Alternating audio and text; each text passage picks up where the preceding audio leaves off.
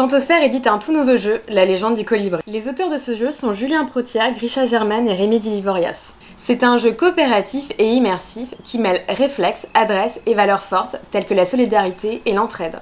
Nous le conseillons à partir de 7 ans. Ce jeu vous invite à découvrir ou à redécouvrir la légende amérindienne du colibri.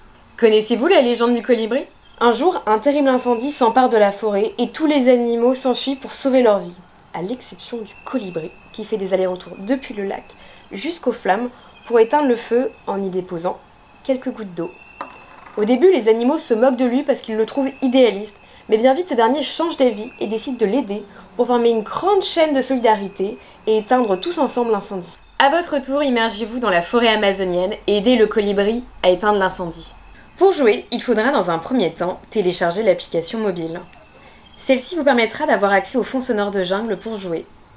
Les joueurs devront être attentifs à la bande-son de la jungle et à tous ses bruits. Par exemple, s'ils entendent le bruit du singe, ils devront se gratter la tête. Mais si c'est le jaguar qui rôde, alors il ne faudra plus bouger. Munis d'une patte, les joueurs devront se passer de précieuses gouttes d'eau pour éteindre les feux, ainsi que des graines pour que les arbres puissent repousser. Le jeu se joue en 2 manches, au cours desquelles il faut prendre part à une double chaîne de solidarité, afin d'éteindre les feux de forêt. Le colibri débute la chaîne en prenant des gouttes dans le lac. Celles-ci sont passées de patte en patte jusqu'au paresseux, qui les dépose sur les arbres en feu. Attention, si une goutte tombe d'une patte, elle s'évapore et revient dans le lac. En même temps, le paresseux passe les cartes animaux, qui sont transmises en sens inverse des gouttes d'eau jusqu'au colibri.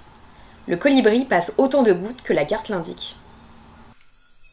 Un arbre en feu a été éteint quand le bon nombre de gouttes a été déposé dessus. Il faut ensuite lui redonner vie en plantant une graine récupérée sur les berges du lac.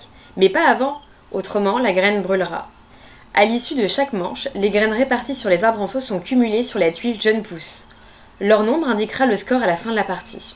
Bravo, vous avez sauvé la forêt!